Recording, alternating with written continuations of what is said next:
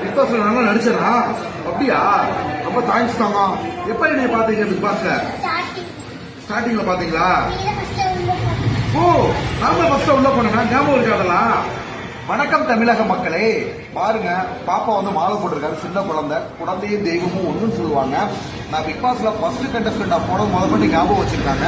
நான் இடையில டீ கடைக்கு டீ சாப்பிட வந்தேன். பாப்பா பார்த்து என்னை ரொம்ப அப்ரிசியேட் பண்ணாங்க. பிக் பாஸ்ல நல்லா நடிச்சீங்கன்னு சொன்னாங்க. ரொம்ப சந்தோஷமா இருக்கு. எப்ப குழந்தைங்களை கேட்ச் பண்ணிட்டோமோ அப்பவே நம்ம தமிழ்நாட்டில் ஒரு பெரிய சூப்பர் ஸ்டார் தான். சிவகார்த்திகேயன் அண்ணாவுக்கு அப்புறம் எஸ்கே அண்ணாவுக்கு அப்புறம் குழந்தைங்களை கேட்ச் பண்ணது நம்ம தான். ஸோ விஜய் டிவிக்கும் ஜியோ ஹாட்ஸ்டாருக்கும் நம்ம நன்றி தெரிவிக்கிறோம். ரொம்ப நன்றி தந்தோம். எந்த ஊர் நீங்க? பப்படையா? அப்படின்னா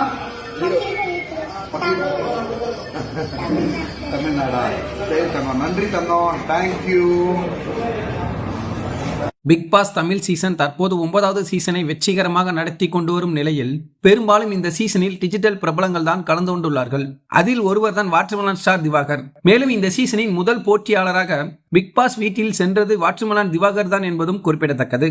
பிக் பாஸ் வீட்டில் ரீல்ஸ் மட்டுமே செய்து வந்த இவர் சில நாட்களிலே பிக் பாஸ் வீட்டில் இருந்து வெளியேற்றப்பட்டார். அதன் பின் வெளியில் வந்து பல நேர்காணல்களில் கலந்து கொண்டு பேசி வந்த இவர் பிக் பாஸ் வீட்டில் இருக்கும் போட்டியாளர்களை பற்றி பல விமர்சனங்களை முன்வைத்து வருகிறார்.